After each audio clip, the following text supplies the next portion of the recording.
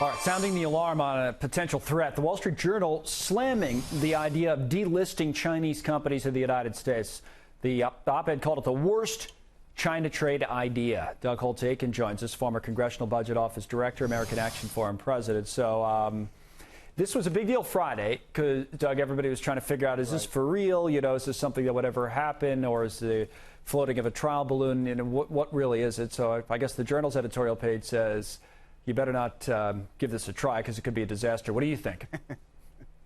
I think the Journal has this about right. Certainly, the administration has spent a lot of time today trying to knock back the idea this was under serious consideration. So I think they heard the message.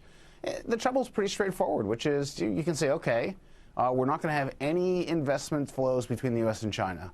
That strands in China a whole lot of investment that American companies have already made, and that's just a pure loss. It knocks out the Chinese from coming here for financing, but doesn't do anything about their ability to go to London or to Europe or a lot of other places. And so they're not harmed.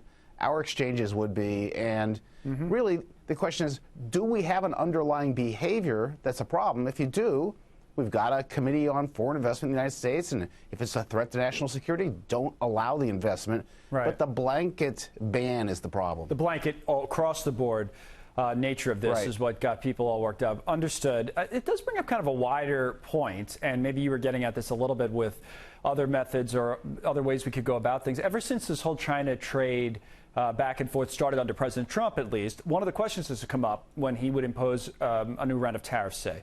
A guest would come on and they would say, you know what, China's been a problem for years. But these tariffs are a horrible idea. And then you say, well, what else if not for the tariffs? And that's almost where this kind of plays in, is saying, all right, if there's agreement, it seems to be widespread agreement now, political leaders, business leaders, and like that, there has been a problem with China for years. But, you know, figuring out what to do about it is tough. And what's the best kind of mix of policies in your view? Well, I have said from the beginning that I thought this particular strategy was unlikely to succeed. If you set it up the way the Trump administration has, U.S. versus China, public negotiations, they must stop doing something. And indeed, they asked them to embed it in their laws, into the legislation. Then China has to visibly lose when the United States, quote, wins. And that's not going to be acceptable to the Chinese. And so I expected them to stonewall and push this for as long as they could. And their capacity to do that's pretty good. So a better approach, in my view, would have been to get many more of our allies on board and do this simultaneously with multilateral approaches.